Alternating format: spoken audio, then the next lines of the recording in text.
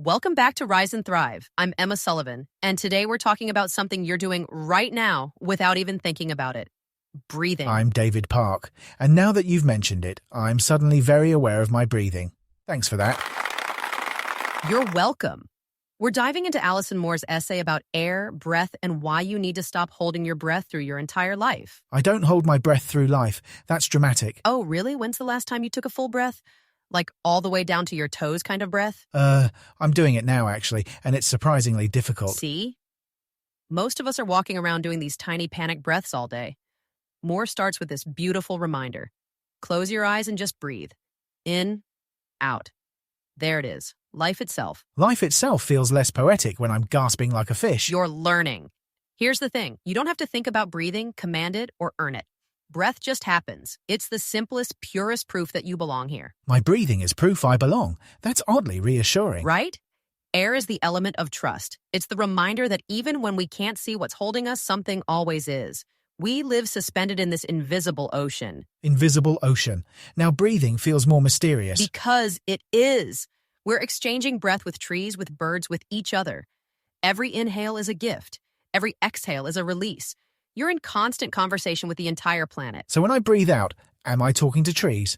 This is getting weird. Yes, you breathe out carbon dioxide, trees breathe it in, they give you oxygen back. You're literally in a relationship with every tree on Earth through your lungs. First, I'm in a relationship with trees. Now, I'm having conversations with them through breathing. Nature is very clingy. Nature loves you. Now, here's what got me.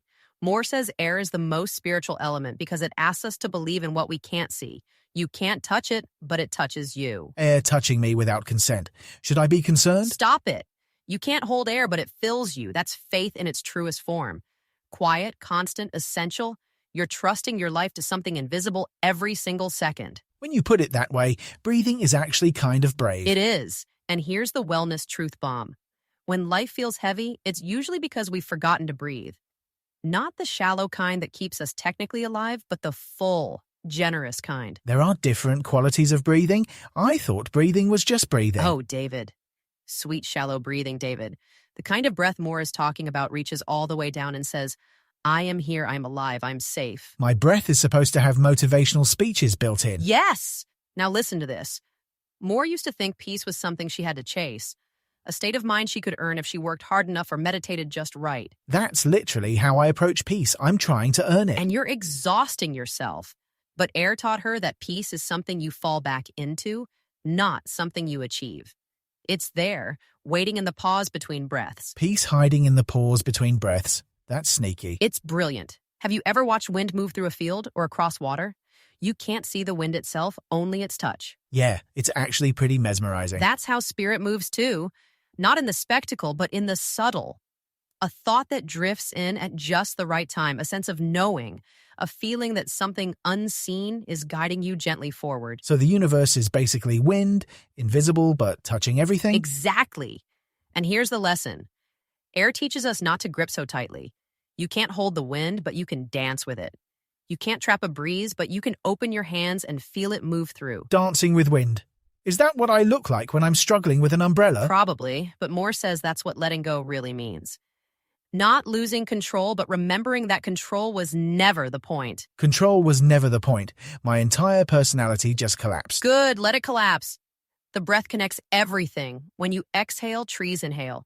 When they release oxygen, you draw it in. Every living thing is participating in one grand conversation of breath. A grand conversation. So my stress breathing is like shouting in the group chat. Yes. And the trees are like, dude, calm down, we got you. Moore says maybe we're never as alone as we feel.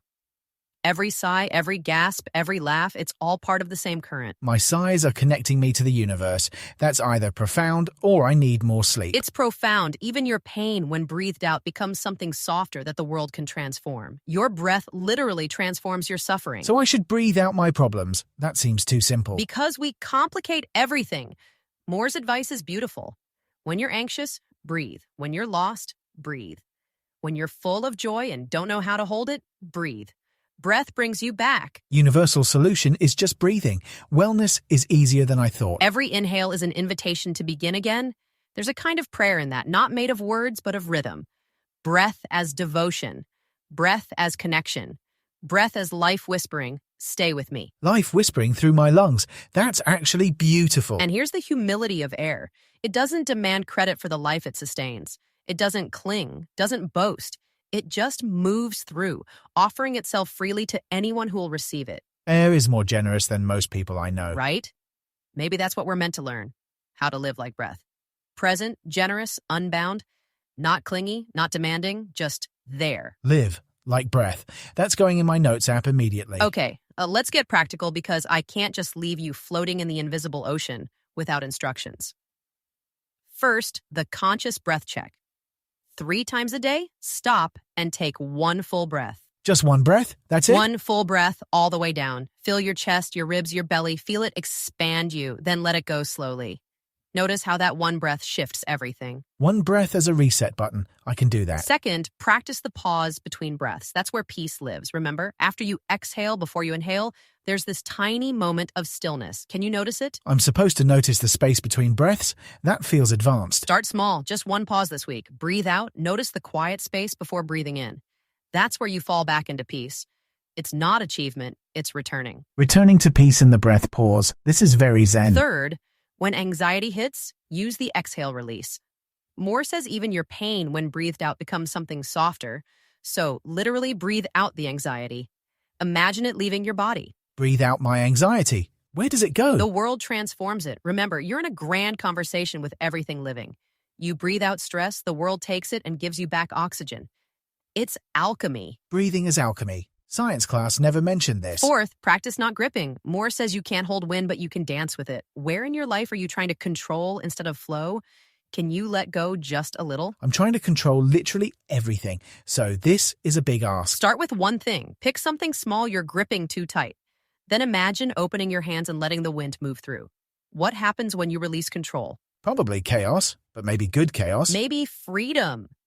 Fifth, remember you're never alone.